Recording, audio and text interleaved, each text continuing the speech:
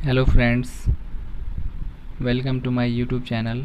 आज हम बात करने वाले हैं कि बिहार कर्मचारी चयन आयोग के द्वारा इंटर स्तरीय पदों पर नियुक्ति हेतु बिहार में 11,098 पदों पर एक बहुत ही अच्छी वैकेंसी निकलकर सामने आ चुकी है। तो चलिए जानते हैं इस इम्पोर्टेंट अपडेट्स के बारे में और इसके लिए क्या क्या योग्यताएं हैं, इसकी अंतिम तिथि क्या है, ये सारे पॉइंट्स हम इस वीडियो में डिस्कस करेंगे।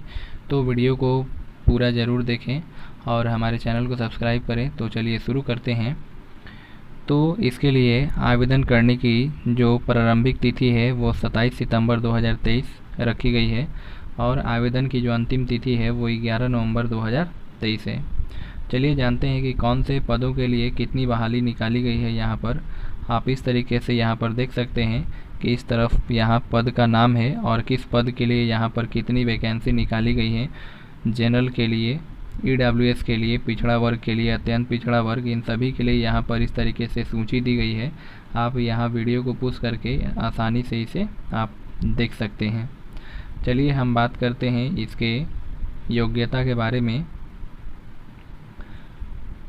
इसके लिए जो न्यूनतम जो योग्यता रखा गया है वो इंटर पास रखा गया है। यहाँ पर कि जो भी विद्यार्थी, न्यूनतम जो योग्यता है यहाँ आप कॉलम 2 में देख सकते हैं कि न्यूनतम शैक्षणिक योग्यता है। जो भी विद्यार्थी जो है किसी भी मान्यता प्राप्त संस्थान से इंटर किए हुए हैं वो इस फॉर्म को अप्लाई कर सकते हैं। यानी कि इस फॉर्म को भरने के लिए जो न्यूनतम योग्यता है वो इंटर पास रखा गया है। आगे हम बात कर लेते हैं एज के बारे में कि इसके लिए एज क्या होनी चाहिए। इस फॉर्म को भरने के लिए कौन कौन से विद्यार्थी हैं जो इस फॉर्म को अप्लाई कर सकते हैं।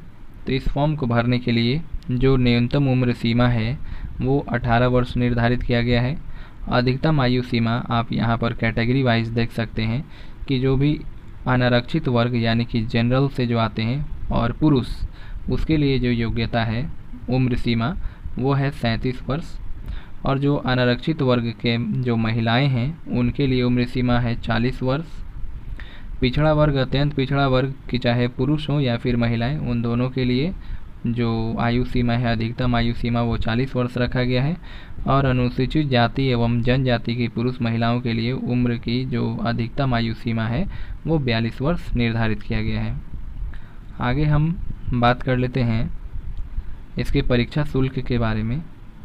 यहाँ पर सामान्य वर्ग या पिछड़ा वर्ग, अत्यंत पिछड़ा वर्ग, इन सभी के लिए जो परीक्षा शुल्क है वो 540 रुपये निर्धारित किया गया है।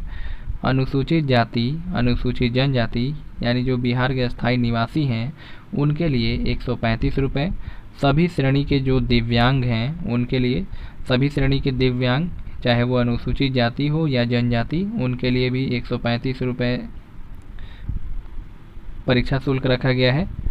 सभी श्रेणी की महिलाएं, सिर्फ बिहार के स्थायी निवासी, उनके लिए 135 रुपये और बिहार राज्य के बाहर के सभी श्रेणी के अभ्यर्थी चाहे वो पुरुष हो या महिलाएं, उनके लिए 540 रुपये निर्धारित की गई है। आगे हम बात कर लेते हैं यहाँ पर परीक्षा की प्रकृति के बारे में।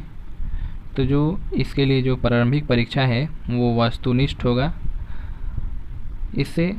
इसमें आपको 4 सेक्शन से क्वेश्चंस देखने को मिलेंगे, जैसे कि सेक्शन ए में आपको सामान्य अध्ययन और सेक्शन बी में सामान्य विज्ञान और गणित और सेक्शन सी में मानसिक क्षमता से क्वेश्चन रहेंगे। यानी जीके, जीएस, मैथ और प्लस रीजनिंग के आपको सवाल देखने को मिलेंगे।